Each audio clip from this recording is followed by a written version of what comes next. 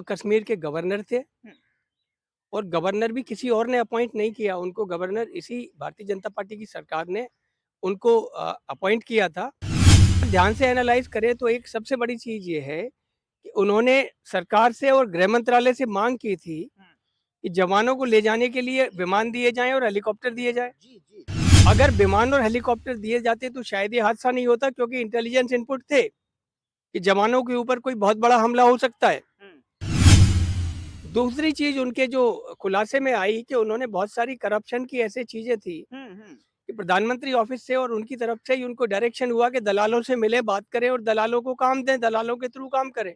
सुरक्षा में चूक हुई, हमारे 40 जवान शहीद हुए। उन जवान के शहीदों में कहीं ना कहीं रक्षा मंत्रालय, गृह मंत्रालय, दोनों बिल्कुल उनका अगर हम उसकी फेस वैल्यू पे ले तो दोनों दोषी नजर आते हैं। अगर दोनों ने समय पे कार्रवाई की होती तो शायद 40 जवानों की शहादत नहीं होती।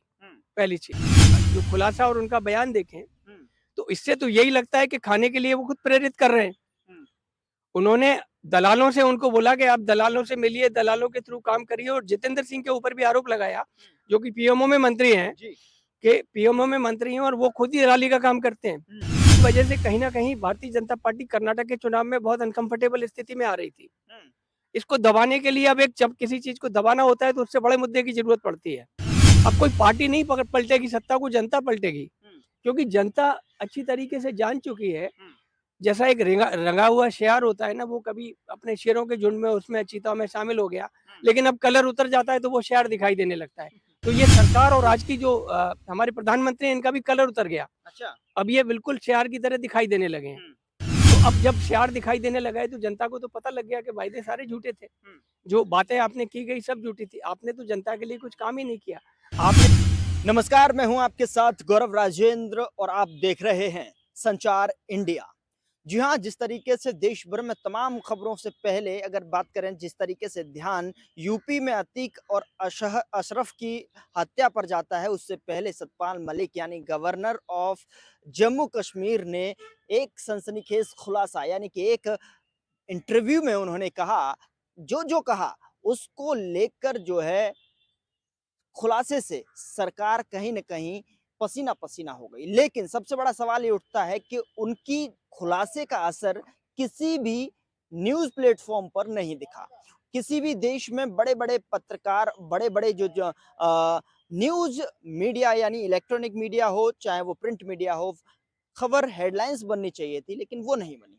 दूसरी तरफ जो है राहुल गांधी का मुद्दा, लेकिन सारे मुद्दे को दबाकर अब उत्तर प्रदेश में अतीक अशरफ जो है आगे निकल गए हैं। क्या असर है, कैसे हुआ, और बहुत सारे सवाल यहाँ पर उठ रहे हैं कि दबा दिया, ये कर दिया, वो कर दिया। हमारे साथ बातचीत करने के लिए सुप्रीम कोर्ट के वरिष्ठ वकील बीवी गौतम जी हमारे साथ हैं, जो कि जानेंगे कि किस तरीके से जो है अपनी राय रख रहे हैं। सर, स्वागत है सबसे पहले आपका। जी, मैं आपसे पूछना चाहता हूँ कि जिस तरीके से सतपाल मलिक ने एक इंटरव्यू देते हैं और खुलासा करते हैं कि पुलवामा में 40 जवान के साथ में किस तरीके से जो है अंजाम दिया गया, क्या कहें? देखिए, एक सत्यपाल मलिक जो हैं उस समय एक संवैधानिक पद पर थे और जम्मू और कश्मीर के गवर्नर थे।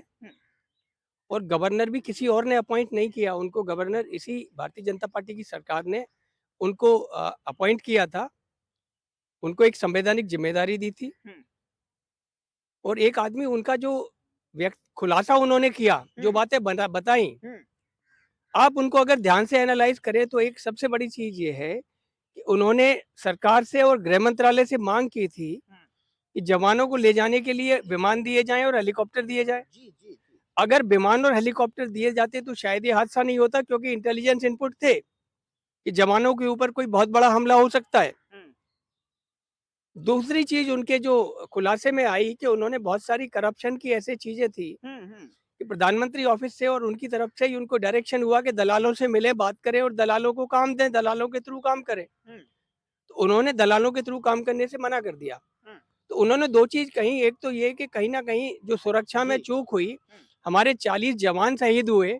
उन जवान के शहीदों में कहीं ना कहीं रक्षा मंत्रालय, गृह मंत्रालय, दोनों बिल्कुल उनका अगर हम उसकी फेस वैल्यू पे ले तो दोनों दोषी नजर आते हैं। अगर दोनों ने समय पे कार्रवाई की होती तो शायद 40 जवानों की शहादत नहीं होती, पहली चीज। दूसरी चीज, ऐसा लगता है कि जब प्रधानमंत्री बने 2014 में, मोदी जी का एक बड़ा बयान मशहूर हुआ था और उनके जो इलेक्ट्रॉनिक मीडिया या उनका जो तंत्र है, उस तंत्र पे एक बड़ी चीज प्रचारित की गई थी कि न खाऊंगा न खाने दूंगा। हाँ। लेकिन अब ये, अगर ये आप सत्यपाल मलिक जी का उनका जो खुलासा और उनका बयान देखें, तो इससे तो यही लगता है कि खाने के लिए वो खुद प्रेरित कर रहे हैं। उन्होंने दलालों से उनको बोला कि आप दलालों से मिलिए, दलालों के थ्रू काम करिए, और जितेंद्र सिंह के ऊपर भी आरोप लगाया, जो कि पीएमओ में मंत्री हैं, कि पीएमओ में मंत्री हैं और वो खुद ही दलाली का काम करते हैं। तो ये मैं नहीं कह रहा, ये उनके खुलासे से स्पष्ट होता है। और ये खुलासा इस तरीके का था कि उसने राजनीति में एक बहुत बड़ी हलचल मचा दी। दूसरा, इसके पहले मुद्दा राहुल गांधी का चल रहा था। अब ये दो ऐसे बड़े मुद्दे हो गए, इनकी वजह से कहीं ना कहीं भारतीय जनता पार्टी कर्नाटक के चुनाव में बहुत अनकंफर्टेबल स्थिति में आ रही थी। इसको दबाने के लिए अब एक, जब किसी चीज को दबाना होता है तो उससे बड़े मुद्दे की जरूरत पड़ती है। तो अतीक का मुद्दा सामने आ गया। हालांकि उसका अगर आप सही तरीके से एनालाइज करें, इसको दो तरीके से लोग देख रहे हैं। कुछ लोग इस तरीके से देख रहे हैं कि जो अंधभक्त है या जो हिंदू आबादी के ऊपर जो टारगेट है, उससे कहीं इनको ज्यादा वोट मिलेंगे या ज्यादा पॉपुलैरिटी बढ़ेगी। लेकिन जो एक देश का समझदार आदमी है, वो इस तरीके से देखता है कि एक मुख्यमंत्री है, एक सरकार है चुनी हुई, लेकिन उस चुनी हुई सरकार का लॉ एंड ऑर्डर कहाँ है? एक आदमी अगर सुरक्षा घेरे में उसकी मृत्यु हो जाती है, उसका मर्डर कर दिया जाता है, 3 लड़के आते हैं, मर्डर कर जाते हैं और कहते हैं कि हम माफिया बनना चाहते हैं, इसको मार के, और पुलिस खड़ी हुई तमाशा देख रही है। एक गोली पुलिस की तरफ से नहीं चली है। तो कहीं ना कहीं ये ऐसा लगता है कि ये या तो स्टेज मैनेज शो है, या सरकार का और पुलिस का पूरा फेल्यूर है। मुख्यमंत्री पूरी तरह से फेल है। उत्तर प्रदेश में लॉ एंड ऑर्डर की कोई स्थिति नहीं है आज के समय में। अगर एक अपराधी, ये तो वीआईपी अपराधी हैं, इनको कहीं ना कहीं संरक्षण, अतीक जैसे लोग जो है, ये वीआईपी अपराधी होते हैं। इनको सरकार से, और ये अपराधी बनते इसी तरीके हैं क्योंकि सत्ता का सहारा होता है। आप उदाहरण का देखिए, भारतीय जनता पार्टी अगर आप देखिए तो उनके तकरीबन 150-200 करीब member of parliament, Uttar Pradesh की बात कर रहा हूं मैं, 150-200 मेंबर ऑफ पार्लियामेंट और एमएलए हैं जिनके ऊपर हत्या के अपराध के मुकदमे हैं, सब वीआईपी हैं। अब ऐसे वीआईपी की अगर हत्या पुलिस के घेरे में हो सकती है, तो इसका मतलब ये कि या तो उसके पीछे कराई गई है, या आपकी सुरक्षा में इतनी कमी है कि आपकी कोई लॉ एंड ऑर्डर की सिचुएशन ही नहीं है। लेकिन सवाल यहाँ पर ये उठता है सर, जिस तरीके से सतपाल मलिक ने खुलासा किया, उसके बाद जो है असर दिखना चाहिए था। और उन्होंने कई इंटरव्यू में, दूसरे इंटरव्यू में भी कहा कि मैं उम्मीद करता था कि दूसरे प्रिंट मीडिया में हेडलाइंस बनेगी एक बात, लेकिन दूसरे दिन अखबार से और इलेक्ट्रॉनिक मीडिया, प्रिंट मीडिया सबसे नदारद थी। क्या ये खुलासे जब सतपाल मलिक जब सीट पर थे, सत्ता में थे, जब अपने पोजीशन पर थे, तो क्यों नहीं बोल पाए होंगे? देखिए क्या होता है कि जब आदमी एक संवैधानिक पद पे होता है तो उसकी कुछ मर्यादा होती हैं, और वो मर्यादा के तहत बंधा होता है। तो बहुत सी चीजें वो मर्यादा के तहत बंधा होता है, नहीं कर पाता। आप देखेंगे बहुत से लोग जब अपनी आत्मकथा लिखते हैं, तो आत्मकथा में ऐसी बहुत सारी घटनाएं होती हैं जो सत्ता में या पद में रहते हुए वो नहीं कर पाते, बोल नहीं पाते। कहीं ना कहीं उनके पैरों में बेड़ियां लगी होती हैं, और यहाँ तो डबल बेड़ी है। एक तो संवैधानिक पद पे रहने की बेड़ी जी, और दूसरी जिस नेता के आप अंडर में काम कर रहे हैं। आप देखिए ना, आज की सरकार खाली नाम मात्र की सरकार है, सत्ता खाली एक ही जगह प्रधानमंत्री ऑफिस में केंद्रित है। अच्छा, किसी मंत्री को ना तो कोई पावर है ना कोई कुछ है। तो आप ऐसे में बोलिए, जब बेड़ियां लगी हुई हैं तो कोई कैसे बोल पाएगा? एक, और दूसरी चीज, आप पत्रकार है, आप खुद जानते हैं आज लोग आप लोगों को क्यों देखते हैं, सोशल मीडिया पे आपकी खबरों को क्यों देखते हैं? क्योंकि मीडिया तो सारा बिका हुआ है। मीडिया सारा गोदी मीडिया, जिसको आजकल नाम दिया गया है सारी। मैं आपको बताऊं, मैं जब तक एनडीटीवी अडानी ने नहीं खरीदा था, मैं एनडीटीवी को सबसे निष्पक्ष समझता था और देखता था, रोज देखता था। लेकिन जिस दिन से अडानी ने खरीद लिया उसको, उसके बाद से उसकी न्यूज का नेचर बदल गया। मैंने देखना बंद किया, और मेरी तरह लाखों लोग होंगे शायद, उन्होंने एनडीटीवी को देखना बंद कर दिया होगा।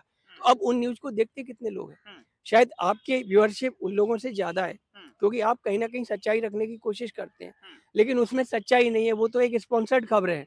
इसका क्या असर देखने को मिल सकता है? क्या 2024 में तख्ता पलट करने के लिए इस तरीके के कदम सतपाल मलिक की तरफ से उठाए जा रहे हैं, बगावत पर उतर आए हैं? क्या आप एनालिसिस कर सकते हैं? देखिए, ये एक, मुझे तो लगता है, ये आपको अगर याद होगा कि राष्ट्रपति का चुनाव हो रहा था, बीबी गिरी को श्रीमती, एक कांग्रेस थी, कांग्रेस के ऑफिशियल कैंडिडेट नीलम संजीव रेड्डी थे जी जी, और श्रीमती इंदिरा गांधी ने उस समय अपने कैंडिडेट निर्दलीय बीबी गिरी को खड़ा कर दिया, और लोगों से बोला कि आत्मा की आवाज पर वोट दीजिए, अंतरात्मा की आवाज पर वोट दीजिए। वोट दिया गया, कांग्रेस के ऑफिशियल कैंडिडेट नीलम संजीव रेड्डी हार गए राष्ट्रपति का चुनाव, बीबी गिरी जीत गए।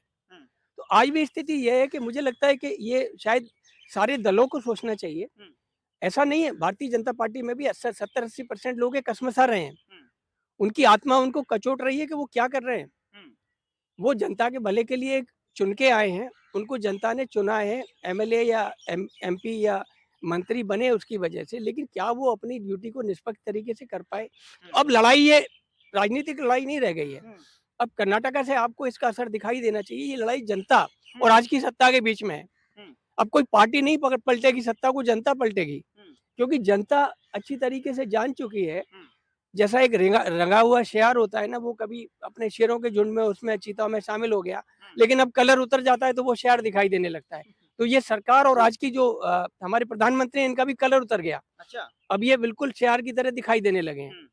तो अब जब शेर दिखाई देने लगा है तो जनता को तो पता लग गया कि वायदे सारे झूठे थे। जो बातें आपने की गई सब झूठी थी। आपने तो जनता के लिए कुछ काम ही नहीं किया। आपने जो काम किया 2-4 लोगों के लिए किया और उस सब नीतियों का नतीजा सामने है। तो अब ये लड़ाई जो है ना, ये किसी विपक्ष कुछ नहीं कर पाएगा, लेकिन जनता अपने आप करेगी। जैसे आपको बताएं 1977 में जब चुनाव हुआ इमरजेंसी के बाद, उस समय भी यही हुआ था। सारा विपक्ष मिल गया था। लोगों ने ये नहीं देखा कि कैंडिडेट कौन खड़ा है, लोगों ने ये देखा कि कांग्रेस को हराना है। लोग नशबंदी से दुखी थे, इमरजेंसी में जो जाति हुई थी उससे दुखी थे, हरा दिया। तो कहना चाह रहे हैं आप बीजेपी से दुखी हैं? बिल्कुल सीधी सी बात है। हर आदमी देखिए, आप अपने अंतरात्मा से पूछते देखिए क्या आप खुश हैं? मैं आप लोगों से पूछता हूँ, आप अपनी अंतरात्मा से देखिए कि आप जिस तरीके से काम कर रहे हैं, कहीं भी आप जब खुश नहीं है, मैं खुश नहीं हूँ या कोई भी आदमी खुश नहीं है, तो ये आम जनता की स्थिति है। लेकिन सर